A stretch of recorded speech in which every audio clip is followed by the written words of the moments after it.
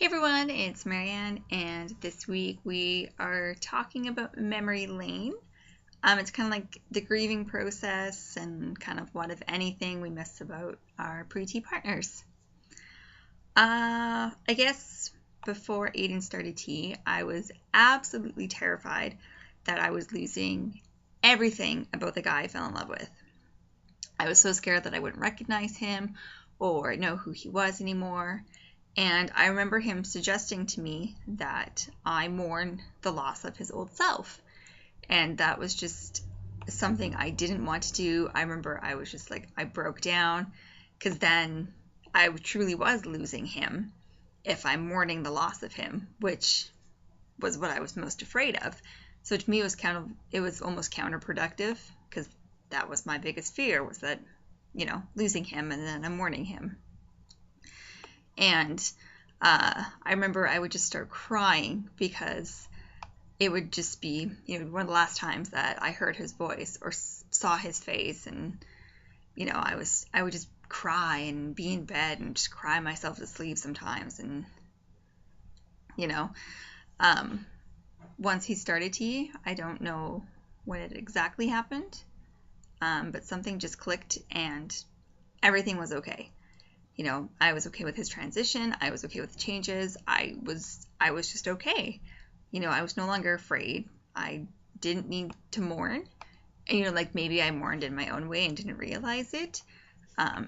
But just everything was good and it was okay. And, I wasn't afraid anymore. The only thing I can maybe kind of compare this to, I don't really know if this is just going to be me rambling, but what I can compare it to is I had this box that I kept from my ex. We did date on and off for about 3 years. And our first Christmas together, he gave me this like little fancy box thing, and I'd kept all of his letters in it, the necklace he gave me, and just, a bunch of that relationshipy stuff. And after we broke up for the last time, I kept the box. I kept it probably for 4 years after we had broken up. I dated other guys in between and blah, blah, blah, but I just couldn't get rid of the box. He was such a huge part of my life. And like, even though it had hurt so much in the end, I still couldn't get rid of this box. And it was just before Aiden and I got together that I was going through some old boxes and I found the box. And I was just like, I'm so ready to get rid of this. I don't need it anymore. I don't need to hold on to it. I don't need anything in this box anymore. It's not relevant to my life. It's not who I am. It's nothing. And I was completely okay with, giving it up. And it was good. It was almost like liberating. Like, I don't know. Yeah, I had whatever closure I needed, and like, even though we hadn't talked for 4 years, but I finally had what I needed and it was okay. So I guess that's kind of like a mourning process. When the time was right, like, you'll know and everything will be okay. Like for me, I tried getting rid of that box beforehand, and it'd be in that little like throw out pile, and I just couldn't do it. And I'd bring it back and put it in my storage box and put it away. So when the time is right, you'll know when you're able to move on. And, sometimes you don't get that closure or that, but, you will be able to move on eventually.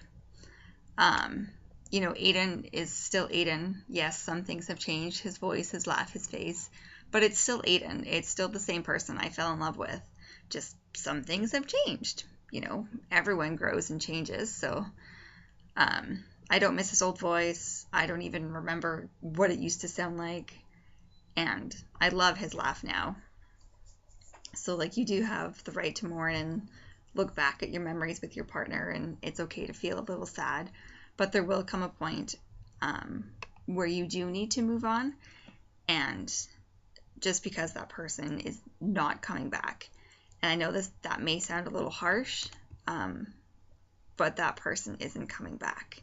And there has to be a point where you realize this and move on and throw that fancy box out. And, you know, some people can't throw the box out, and that's okay. You know, they can't get past the fact that their once lesbian partner is now male and you're perceived as heterosexual. And that's okay. Unfortunately, relationships don't always work out. You just need to be strong enough to walk away yourself if that's something that you can't move past and throw out. So yeah, that's kind of all I have to say for this week.